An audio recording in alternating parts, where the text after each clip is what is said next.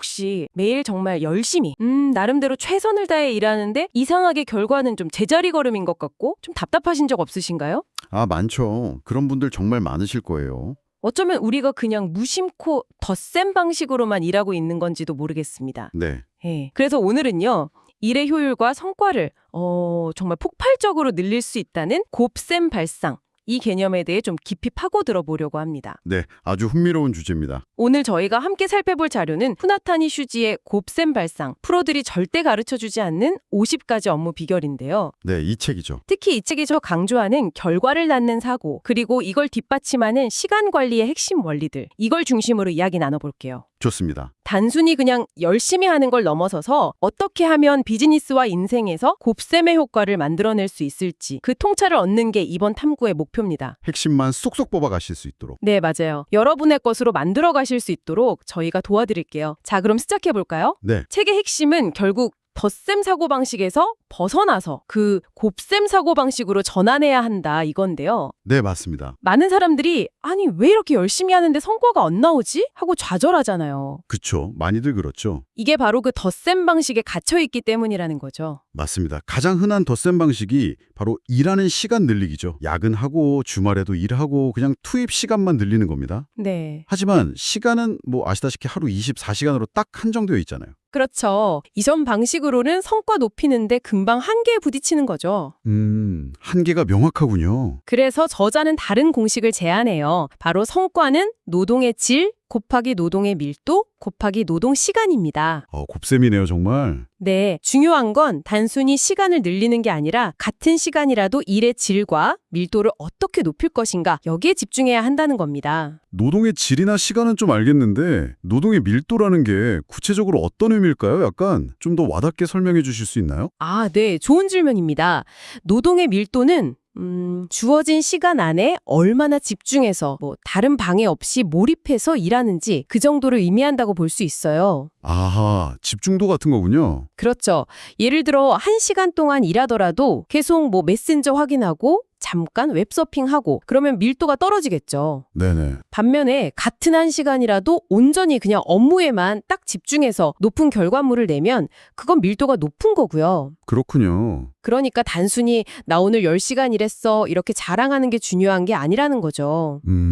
그 시간 동안 얼마나 밀도 높게 또 질 좋은 결과물을 만들어냈는지 이게 곱셈 발상의 핵심입니다. 저자가 긴 시간 일하는 게 자랑거리가 될 수 없다고 딱 꼬집는데 이게 참 날카롭죠. 확실히 와닿네요. 시간 투입만으로는 한계가 명확하니까 질과 밀도를 높이는 곱셈으로 가야 한다. 네. 근데 저자도 처음부터 이걸 알았던 건 아니고 본인 역시 성과의 한계를 느끼면서 좀 답을 찾아 나섰다고 하죠. 세미나도 가고 책도 읽고 성공한 사람들도 만나면서요. 네, 맞아요. 중요한 건 그런 과정에서 그냥 단순한 기술이나 노하우만 배운 게 아니라는 점이에요. 아, 기술이 아니라 네, 그 뒤에 숨어있는 사고체계 자체를 배우려고 노력했다는 거죠. 예를 들어서 시간 관리 기법을 아무리 많이 알아도 근본적으로 난 시간이 없어.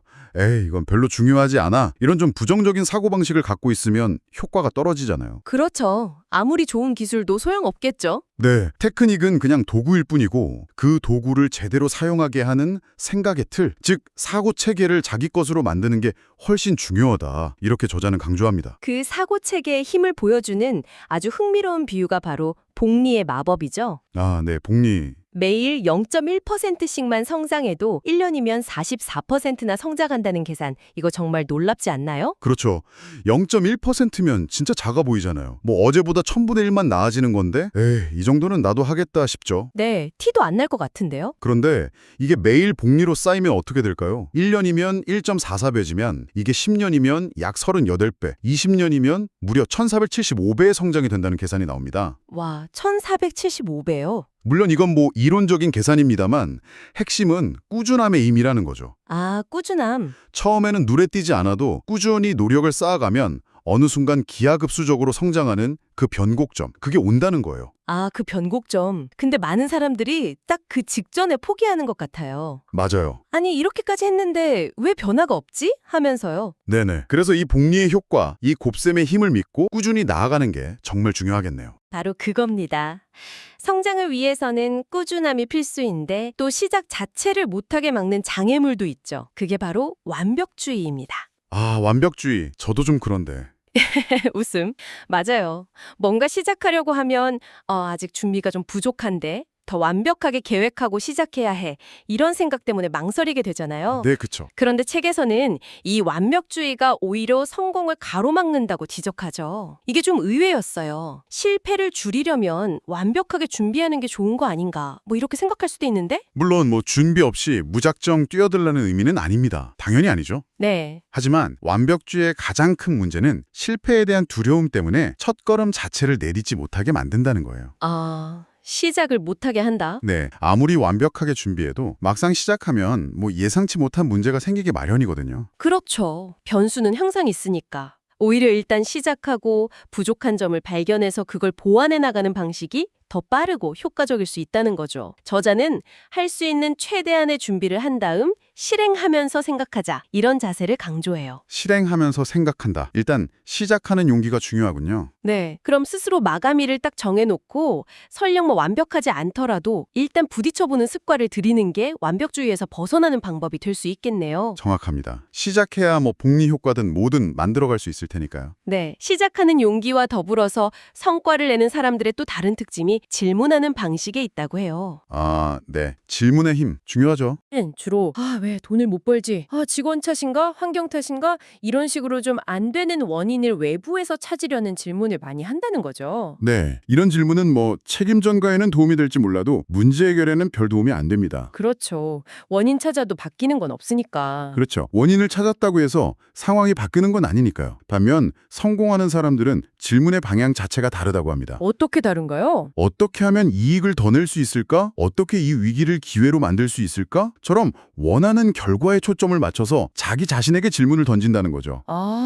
그러니까 남 탓이나 황리영 탓을 하는 대신 내가 무엇을 할 수 있을까? 여기에 집중하는 거네요. 바로 그거죠. 예를 들어 프로젝트가 좀 늦어지고 있다면 누구 때문에 늦어진 거야? 이게 아니라 네. 어떻게 하면 이 프로젝트를 제 시간에 끝낼 수 있을까? 또는 어떻게 하면 지연을 최소화하고 최선의 결과를 낼 수 있을까? 이렇게 질문하는 식으로요. 질문의 방향이 완전히 다르네요. 네. 그리고 질문의 방향뿐 아니라 양도 중요하다고 합니다. 뛰어난 사람들은 끊임없이 자신에게 질문을 던진대요. 어떻게 하면 더 나아질까 하고요. 계속해서요? 네. 원하는 결과를 얻기 위해서 매일 스스로에게 긍정적이고 생산적인 질문을 던지는 습관.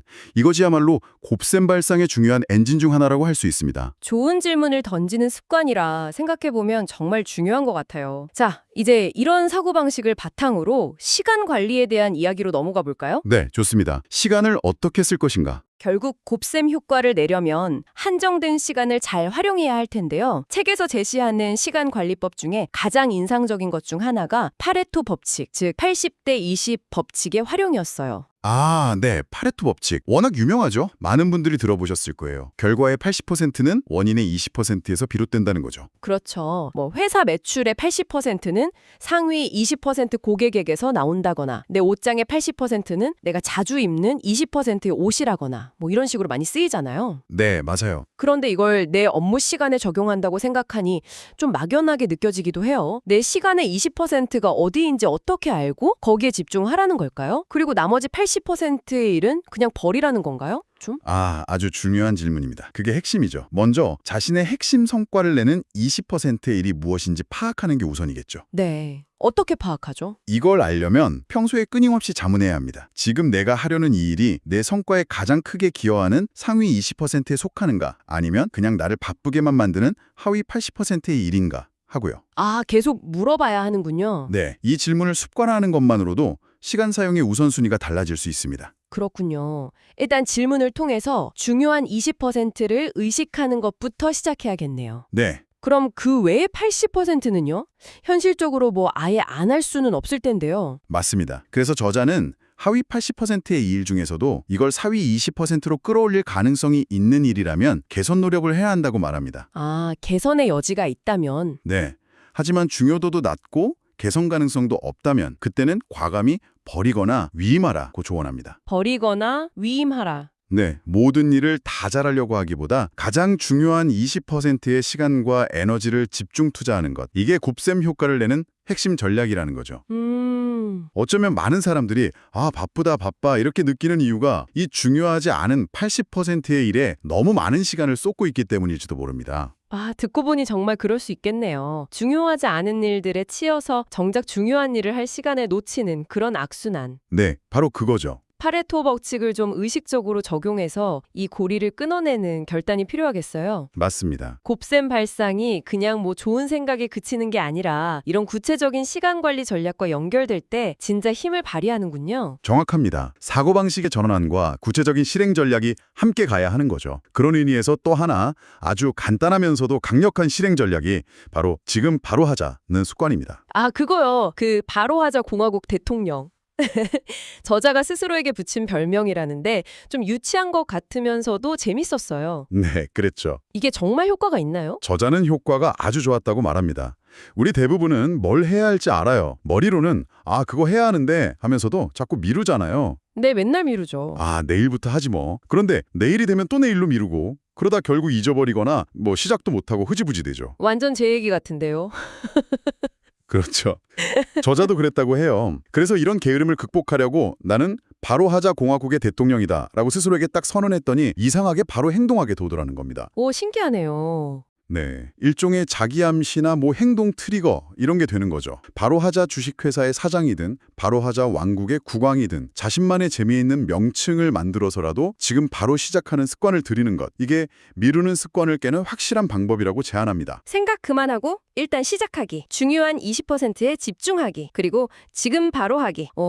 오늘 이야기 나눈 내용들이 결국 다 이렇게 연결되는 느낌이네요. 네, 맞아요. 곱셈 발상이라는 게 엄청 거창한 게 아니라 이런 작은 생각의 전환과 실행 습관들이 모여서 만들어지는 거군요. 맞습니다. 책에는 이 외에도 세분화의 기술이라든가 기어 마인드, 전문가에게 배우는 것의 중요성 같은 다양한 팁들이 있지만 오늘 저희가 깊이 파고든 핵심 원리들만 제대로 이해하고 실천해도 분명 큰 변화를 경험하실 수 있을 겁니다. 네. 덧셈적 사고에서 벗어나서 질과 밀도를 높이는 곱셈적 사고로 전환하고 꾸준히 복리 효과를 쌓아가고 완닭주의 대신 행동하고 결과 중심의 질문을 던지면서 가장 중요한 일에 집중하고 또 지금 바로 실행하는 것, 이것이 핵심이죠. 네, 오늘 후나타니 슈지의 곱셈 발상을 통해 일과 성장에 대한 정말 새로운 관점을 얻을 수 있었습니다. 단순히 시간을 더 많이 투입하는 그런 방식이 아니라 생각의 틀을 바꾸고 시간을 지혜롭게 활용함으로써 성과를 기하급수적으로 늘릴 수 있다는 가능성을 봤네요. 네. 0.1%의 꾸준한 성장, 결과를 위한 질문, 80대 20 법칙, 그리고 지금 바로 하자는 행동력까지. 여러분의 일상에 바로 적용해 볼 만한 강력한 아이디어들이었습니다. 네, 오늘 나눈 이야기들이 정말 정보의 홍수 속에서 헤매지 않고 핵심에 집중해서 효율적으로 성장하고자 하는 여러분께 실질적인 도움이 되었으면 합니다. 네. 작은 생각의 전환과 꾸준한 실천이 결국 얼마나 큰 차이를 만드는지 꼭 기억하시면 좋겠습니다. 마지막으로 여러분께 생각해 볼 질문 하나를 던지면서 마무리할까 합니다. 네. 오늘 저희는 주로 개인의 성과를 곱셈으로 늘리는 방법에 대해 이야기했는데요. 만약 이 곱셈 발상의 원리를 여러분 개인이 아니라 여러분이 속한 팀이나 조직 전체에 적용한다면 어떨까요? 좋은 질문이네요. 조직 차원에서의 곱셈. 네. 어떻게 하면 우리 팀, 우리 조직의 역량과 성과를 단순히 그냥 합하는 것을 넘어서서 서로 곱해져서 폭발적으로 증폭시킬 수 있을까요? 한번 고민해 보시면 흥미로운 아이디어를 얻으실 수 있을 겁니다. 네, 분명 그럴 겁니다. 오늘 저희와 함께 이 깊이 있는 탐구에 참여해 주셔서 감사합니다. 감사합니다.